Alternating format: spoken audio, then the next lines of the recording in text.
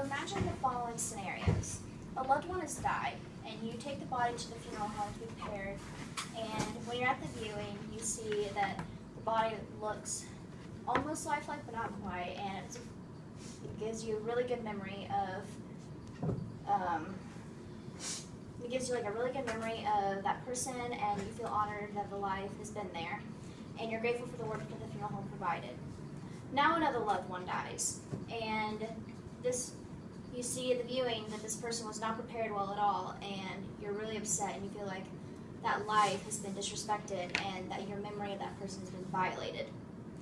Not many people think about this, obviously, when you're at a viewing, but morticians are the kind of people that do think about this.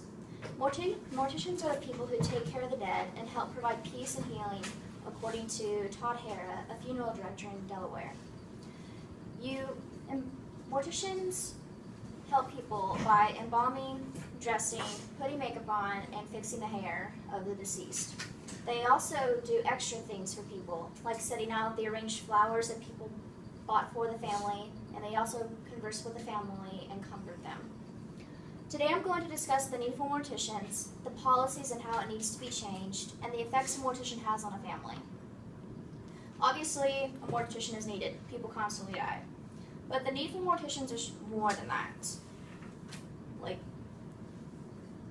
They help families and friends grieve for someone. According to VAERS-B, morticians are created because of urbanization. Cities placed regulations when starting up that you have to register deaths and burials of bodies. Instead of having someone in the home doing it for you, you actually have to call a funeral home or hospital now. As you can see, there's always been a need throughout time and history for morticians. Now that we've looked at a brief history, let's look at how you become a mortician and why these policies need to be changed. According to the American Board of Funeral Service Education, you can become a licensed mortician in 2 ways. The first way is to be unofficially trained. What that means is, after having a high school diploma or a GED, you just walk to a funeral parlor and you ask if you could be trained, and then they will train you. Usually you do this if you know someone that's working there or previously has worked there. Afterwards you do an apprenticeship, and then you get your state or federal license by taking an exam. The second way is an official program, which is basically mortuary school. Mortuary school can be online, on campus, or a hybrid, which is both. Each state has its own way to get a license according to the National Funeral Directors Association, and each state has different standards in order to pass the state and national test. Instead of this way, though, I suggest that we take action. I feel like we need to require morticians to get a degree in biology or chemistry before going into mortuary school, instead of having unofficial training, or instead of walking into mortuary school by itself. This will allow students to have background knowledge of the kind of medicine and science they'll be working on, and it will allow them to see if they can handle the stressful workload.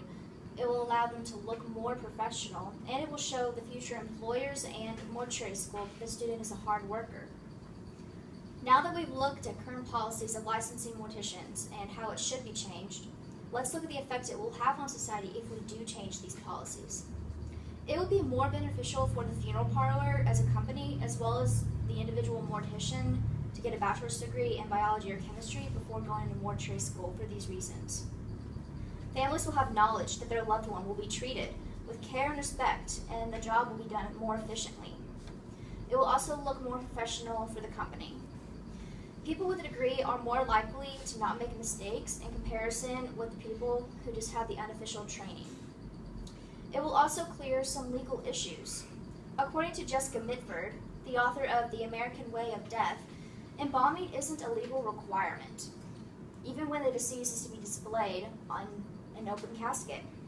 The family is actually supposed to request it, according to the bylaws that the funeral directors created a long time ago.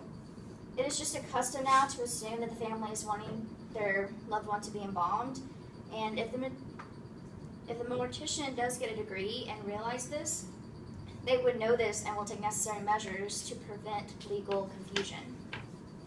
So in conclusion, Morticians have been here throughout time, taking care of the dead, providing peace and healing for the family and friends of the deceased. But morticians need to get a higher education in order to perform this job more efficiently. What you can do is contact the National Funeral Directors Association or the American Board of Funeral Service Education to get them to amend the laws on how to become a licensed mortician. Morticians need to get a college degree rather than just completing training or going to mortuary school alone, because it will make them more prepared, more professional, and it will prevent embalming mistakes and legal issues.